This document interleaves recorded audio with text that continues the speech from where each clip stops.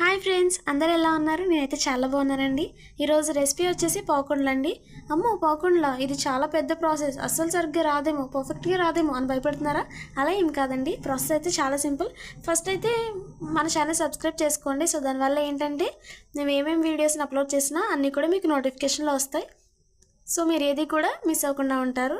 So process అయితే చాలా simple అండి, అస్సలు లైక్ చేయను. చూసేద్దాం రండి. సో ఫస్ట్ అయితే మనం ఒక నైట్ ముందే మనం బియ్యం మొత్తం కూడా నానబెట్టుకోవాలండి. సో రేషన్ బియ్యం తీసుకోండి, అదైతేనే మనకి పావుకుండకి చాలా పర్ఫెక్ట్గా ఉంటుంది. మనం ఒక నైట్ ముందే నానబెట్టుకోవాలండి. ఆ తర్వాత రోజు మార్నింగ్ మనం బియ్యం మొత్తం కూడా ఇలా ఆరబెట్టుకోవాలండి. మనం పిండి మిల్లుకి ఇచ్చేటప్పుడు కొంచెం తడి పొడిగానే ఉండాలండి, బాగా డ్రై అయిపోకూడదు, బాగా ఆరిపోయి ఉండకూడదు, కొంచెం తడి పొడిగానే ఉండాలి.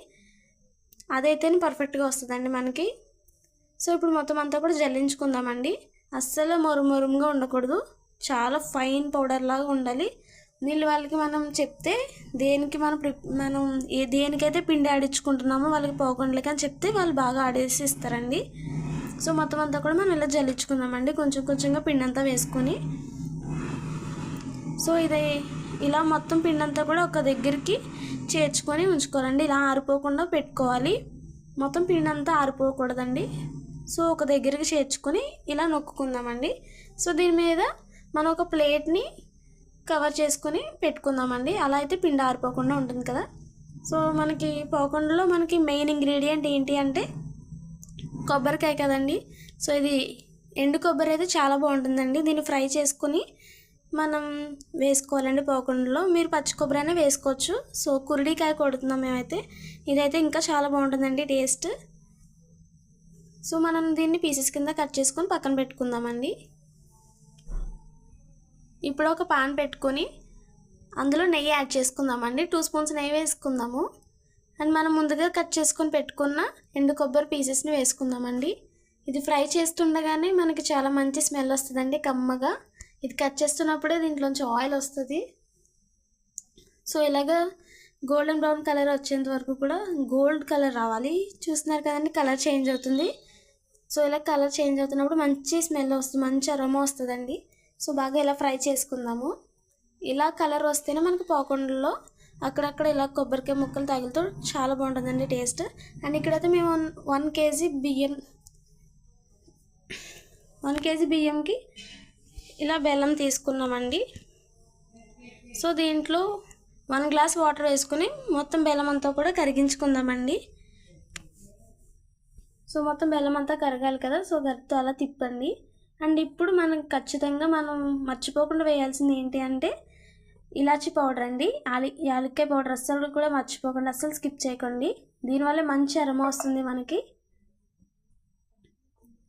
అండ్ ఇలాగా ఈ స్టేజ్లో ఉన్నప్పుడు మనం వేయాలండి, అప్పుడు మంచి స్మెల్ వస్తుంది మనకి. కిచెన్ అంతా కూడా స్ప్రెడ్ అవుతుంది ఆ స్మెల్.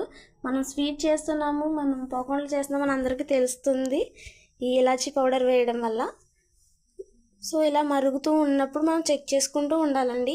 పాకం ముదరాలండి, మనకి తీగ పాకం రాకూడదు.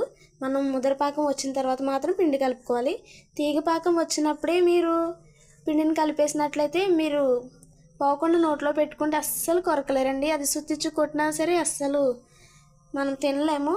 సో ఇప్పుడు నువ్వులు వేసుకుందామండి.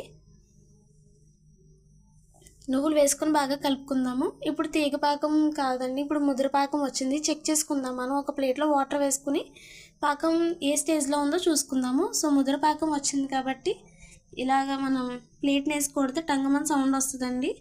సో ఈ టైంలో మనం పిండిని కొంచెం కొంచెంగా వేసుకొని బాగా కలుపుకుందామండి. మన దగ్గర ఉన్న పిండి మొత్తం ఒకేసారి వేయకండి, ఇలా కొంచెం కొంచెంగా వేసుకుని కలుపుకుందాం. ఎందుకంటే మొత్తం అన్నీ కూడా ఉండలు కట్టకుండా ఉండాలి కదా. పాకానికి సరిపడినంత మాత్రమే పిండి వేయండి. ఒకవేళ పిండి మిగిలిపోయింది అనేసి ఏం బాధపడకండి, పిండి ఉన్నది కదని మొత్తం వేయకండి. మనకి ఎంతైతే పాకం ఉందో ఆ పాకానికి సరిపోయేటట్టు మాత్రమే పిండి కొంచెం కొంచెంగా వేసుకొని ఎక్కడ ఉండలు కట్టకుండా బాగా కలుపుకోండి. వీలైతే మీరు ఇంకొకరు హెల్ప్ తీసుకుని వేసుకోండి పిండి. ఇక్కడైతే అమ్మ ఒక చేత్తో వేస్తూ ఇంకో చేత్తో కలుపుతున్నారు. సో కొంచెం కష్టంగానే ఉంటుంది, బట్ మీరు ఇంకొకరు హెల్ప్ తీసుకుని కలపండి. సో ఎక్కడ కూడా అస్సలు పిండి కింద ఉండకుండా ఉండలు కట్టకుండా బాగా కలపండి. సో గరిటె కొంచెం స్ట్రాంగ్గా ఉన్నది తీసుకుంటే మనకి కలపడానికి వీలుగా ఉంటుందని నా ఒపీనియన్. సో పిండిని కొంచెం కొంచెంగా వేసుకుని బాగా కలుపుకుందామండి. సో ఈ స్టేజ్లో ఉన్నప్పుడు మనం కొంచెం నెయ్యి వేసుకుందాం. ఆల్రెడీ ఇదంతా కూడా వేడిగానే ఉంది కాబట్టి మనం నెయ్యిని కరిగించాల్సిన అవసరం లేదండి. పిండి ఎక్కడ కూడా పొడి పొడిలు ఆడకుండా ఉండడం కోసం మనం నెయ్యి వేసుకొని బాగా కలుపుకుందాం. తర్వాత మనకి ఉండలు చేసుకునే టైంలో మనకి వీలుగా ఉంటుందన్నమాట. పిండి మొత్తం డ్రై అయిపోకుండా ఉంటుంది. సో ఎక్కువ పిండి వేసేసుకున్నట్లయితే మనం ఉండలు చేయలేమండి, గట్టిపడిపోతే.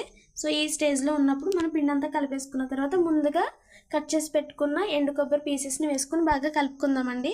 సో దీనివల్లే మనకి పావుకుండ చాలా టేస్ట్గా ఉంటుంది. చాలా సింపుల్ అండి పావుకుండలు చేయడం.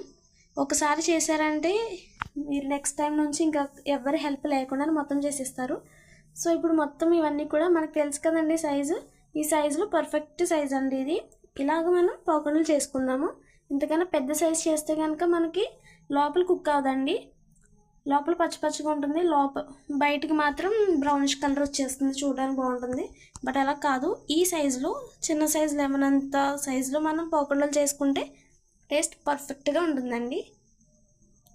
సో ఉన్న పిండిని మొత్తం కూడా ఇలా ఈ సైజులో మనం రౌండ్ చేసుకుని పక్కన పెట్టేసుకుందాం. మీరు ఒక పక్కన ఫ్రై చేస్తూ ఇంకో పక్కన ఇలా రౌండ్గా చేసుకుంటానంటే చాలా కష్టం అండి, అస్సలు చేయలేరు. ఒక పక్కన పిండి మొత్తం డ్రై అయిపోతుంది. ముందే మనం ఆయిల్ కొంచెం నెయ్యి వేసుకున్నాం కాబట్టి మీరు ఆయిల్ కూడా వేసుకోవచ్చు. నేనైతే నెయ్యి వేసాను. సో దానివల్ల మనం రౌండ్ చేయడానికి మనకి ఈజీ అవుతుంది. లేకపోతే మొత్తం డ్రై అయిపోతాయి, ఎండిపోతాయి. సో ఒక్కొక్కటిగా మనం ఆయిల్లో ఫ్రై చేసుకోవచ్చండి.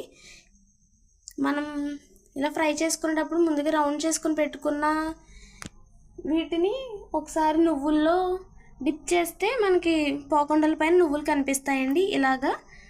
అండ్ మన పాకంలో కూడా వేసుకున్నాము నువ్వులు, అది టేస్ట్ కోసం. ఇదైతే పైన అందంగా కనిపిస్తాయండి నువ్వుల పైన.